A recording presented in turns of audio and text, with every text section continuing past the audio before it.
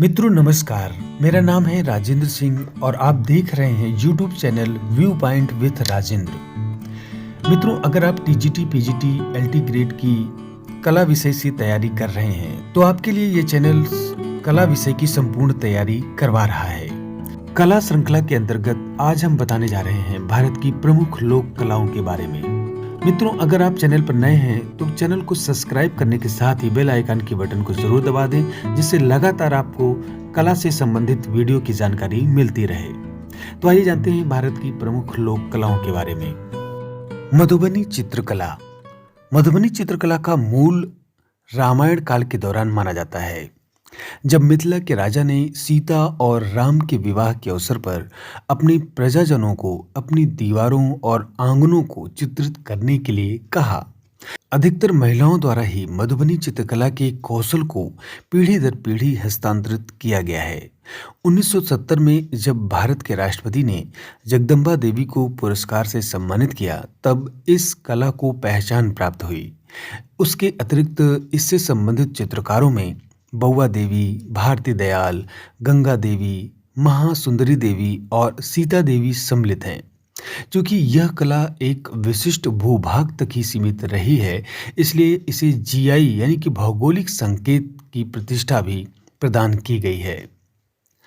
परंपरागत रूप से मधुबनी बिहार का एक प्रसिद्ध शहर है।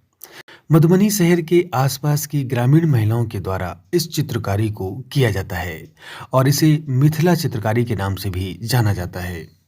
इन चित्रकलाओं की विषय वस्तु एक समान है और सामान्य रूप से हिंदुओं की धार्मिक रूपांकनों जैसे कि कृष्ण, राम, दुर्गा, लक्ष्मी और शिव आदि से प्रेरित है। इन चित्रकलाओं के चित्र सांकेतिक हैं। उदाहरण के लिए मछली को सौभाग्य और जनन क्षमता का द्योतक माना जाता है। ये चित्रकला जन्म, विवाह, त्योहार जैसे शुभ अवसरों को चित्रित करते हुए निर्मित की जाती है। इस चित्रकारी में किसी भी प्रकार के अंतराल को पूरा करने के लिए पुष्पों, वृक्षों, जंतुओं आदि का प्रयोग किया जाता है। पारंपरिक रूप से घरों की दीवारों पर गाय के गोबर और मिट्टी का लेप लगाकर आधार तैयार किया जाता था। फिर उस पर चावल की लेई और वनस्पतिक रंगों को मिलाकर एक कलर तैयार किया जाता था और फिर चित्रांकन किया जाता था। लेकिन समय के साथ साथ यह आधार परिवर्तित होकर हस्त निर्मित कागज, वस्त्र और कैनवास पर आ गया और उस पर चित्रकारी होने लगी। कोई छाया प्रभाव न होने के कारण यह चित्रकला द्विआयामी होती है। दोहरी पंक्ति का किनारा, गहरे रंगों का प्रयोग, अलंकृत पुष्प पैटर्न और अतिरंजित मुख मुद्राएं इस चित्रकला की सामान्य विशेषताएं हैं। टिकुली कला। बिहार की एक अनूठी कला है टिकुली। टिकुली शब्द महिलाओं के लिए उनकी भौहों के बीच में लगाई जाने वाली बिंदी के लिए उपयोग किया जाता है। इस कला के तहत हार्ड बोर्ड पर पेंटिंग की जाती है, फिर इसे विभिन्न आकृतियों में काटा जाता है। इसके बाद उस पर 4 से 5 ताम चीनी कोट लगाए जाते हैं, जिससे यह एक पॉलिश वाली सतह देता है। इन टिकुली पेंटिंगों में मधुबनी रूपांकनों का उपयोग किया जाता है। पटचित्र कला उड़ीसा की पारंपरिक चित्रकारी है यह, जिसे पटचित्र कला कहा जाता है। संस्कृत शब्द पट अर्थात कैनवास, कपड़ा और चित्र से मिलकर बना हुआ है। यह चित्रकला शास्त्रीय और लोक तत्वों के मिश्रण को प्रदर्शित करती है, जिसमें लोक तत्वों के प्रति अधिक झुकाव है। इस चित्रकारी का आधार उपचारित वस्त्र होता है। इसमें प्रयोग किए गए रंग जलाए हुए नारियल के खोल, हिंगुला, राम राजा और दीप कज्जल यानी कि काजल इत्यादि प्राकृतिक स्रोतों से प्राप्त होते हैं। पेंसिल और चारकोल का कोई प्रयोग नहीं किया जाता, बल्कि इसके स्थान पर लाल और काले रंगों से बाह्य रेखाएं निर्मित की जाती हैं। इसके लिए ब्रश का प्रयोग किया जाता है। पृष्ठभूमि को पत्तियों और पुष्पों से अलंकृत किया जाता है और फिर उसमें चित्रकारी के महीन काम को फ्रेम में निर्मित किया जाता है। समापक रेखाएं खींचने के बाद चमकीली सज्जा प्रदान करने के लिए चित्रकारी पर लाख का लेप किया जाता है। इस चित्रकला की विषय वस्तु जगन्नाथ और वैष्णव मत और कभी-कभी शक्ति और शिव मत से भी प्रेरित होती है। ओडिसी का उड़ीसा का रघुराजपुर इस कला के लिए जाना जाता है। पटचित्र कला ऐसी छवियों को प्रदर्शित करती है जो राज्य के पुराने भित्ति चित्रों के समान होती है, जो मुख्य रूप से पुरी और कोणार्क में पाई जाती है। खजूर की पत्तियों पर निर्मित पटचित्र को ताल पट्टचित्र के नाम से जाना जाता है। पटुआ कला।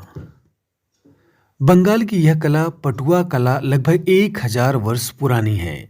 यह मंगल काव्यों या हिंदू देवी देवताओं की शुभ कहानियों को वर्णित करने के लिए चित्रकारों की ग्रामीण परंपरा के रूप में प्रारंभ हुई। इन चित्रकलाओं को पट्टों पर निर्मित किया जाता था और कई पीढ़ियों तक स्क्रॉल चित्रकार या पटुआ उनमें निहित कहानियों को गाने के लिए विभिन्न गांवों में जाया करते थे। अधिकतर पटुआ मुसलमान होते थे। परंपरागत रूप से ये कपड़े पर चित्रकारी की जाती थी और धार्मिक कहानियों को वर्णित करती थी। आजकल इन्हें एक साथ सिली गई कागज की शीटों पर पोस्टर रंगों से चित्रित किया जाता है और सामान्य रूप से राजनीतिक और सामाजिक मुद्दों पर टिप्पणी करने के लिए भी प्रयोग किया जाता है। ये पटुआ मिदनापुर क्षेत्र, मुर्शिदाबाद, उत्तर व दक्षिण 24 परगना और बीरभूम जिले से संबंधित है। पैटकार चित्रकारी।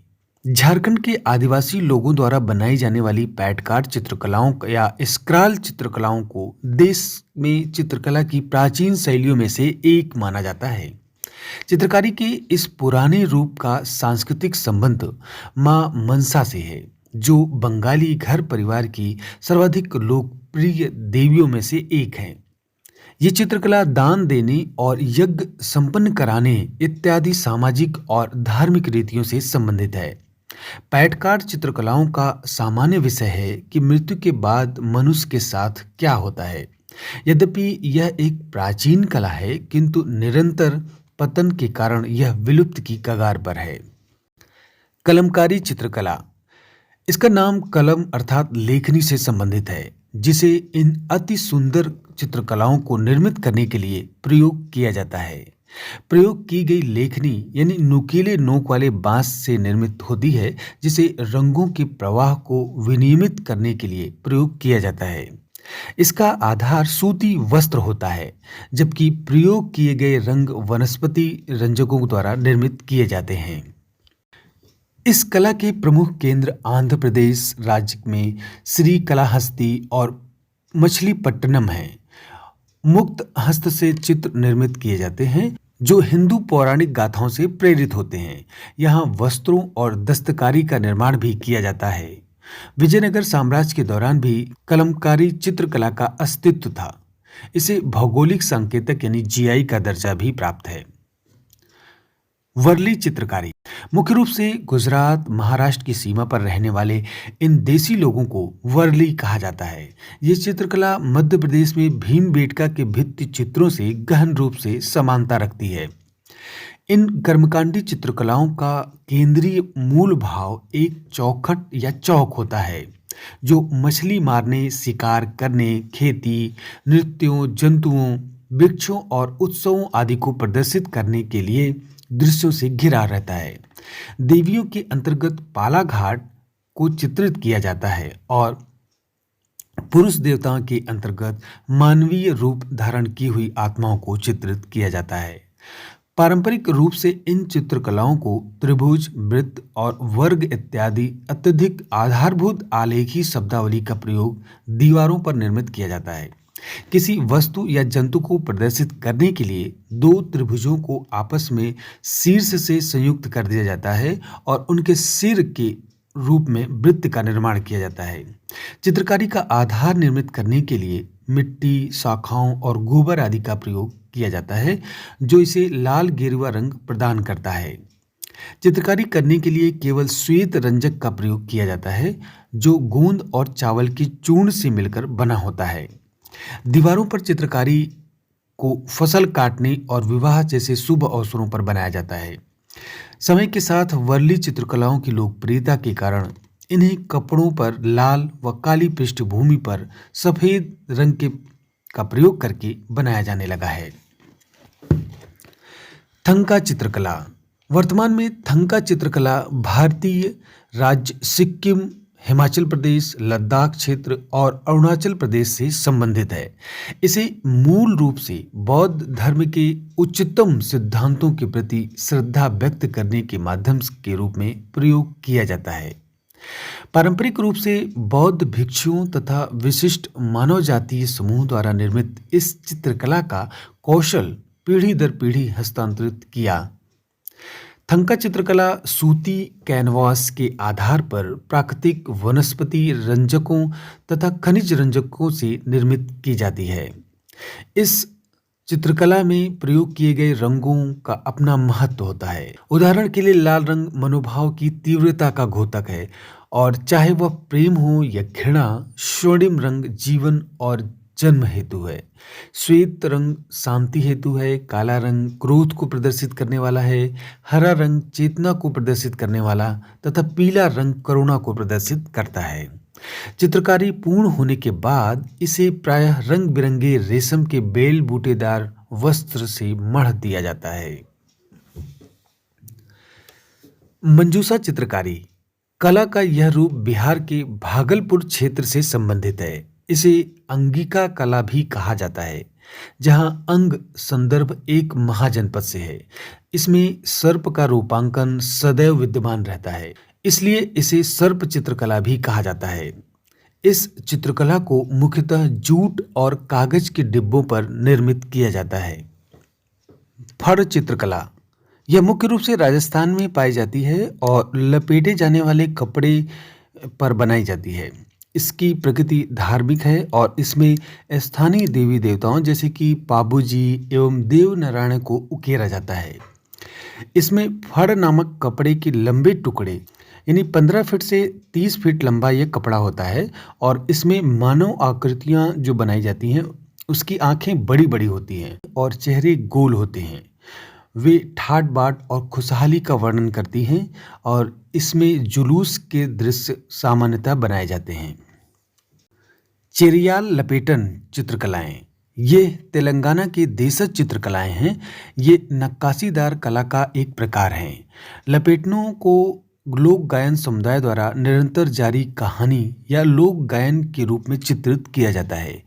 इनकी सामान्य विषय वस्तु हिंदू महाकाव्य और पौराणिक कथाएं हैं। कलाकारों द्वारा लपेटन चित्रकलाओं का उपयोग विभिन्न स्थानों पर जा जाकर संगीत के साथ कथाओं को अभिव्यक्त करने के लिए किया जाता है। इनका आकार प्रायः विशाल होते हैं, जिनकी ऊंचाई 45 फीट तक जा सकती है। इसे 2007 में भौगोलिक सांकेतिक यानी जीआई प्रदान किया गया। पिथौरा चित्रकलाएं ये चित्रकलाएं गुजरात और मध्य प्रदेश के कुछ आदिवासी समुदायों द्वारा बनाई जाती हैं और इनका प्रयोजन धार्मिक एवं आध्यात्मिक बताया जाता है। वे शांति और समृद्धि लाने के लिए घरों की दीवारों पर चित्रित करते हैं। उन्हें विशेष पारिवारिक अवसरों पर रस्म के रूप में उकेरा जाता है। इनमें पशुओं विशेष रूप से घोड़ों का चित्र बनाया जाता है। सौरा चित्रकला उड़ीसा यह चित्रकला उड़ीसा की सौरा जनजाति द्वारा बनाई जाती है और वर्ली चित्रकला के समान होती है।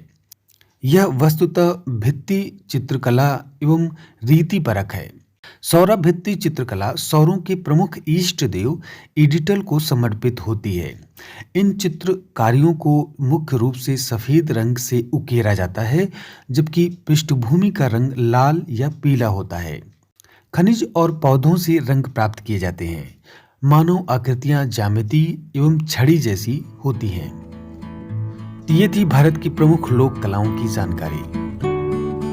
वीडियो को पूरा देखने के लिए बहुत बहुत धन्यवाद।